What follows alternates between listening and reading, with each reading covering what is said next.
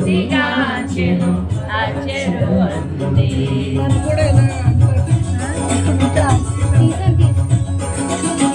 రావణుండు రణమందున గెలిచి శ్రీలెందరినో తీర్చెను వారందరూ కన్యలే రావణునే చివరించిన వారలే పుష్పకమందు రావణ మందిరము వది మారుతిగాచెను అచెరు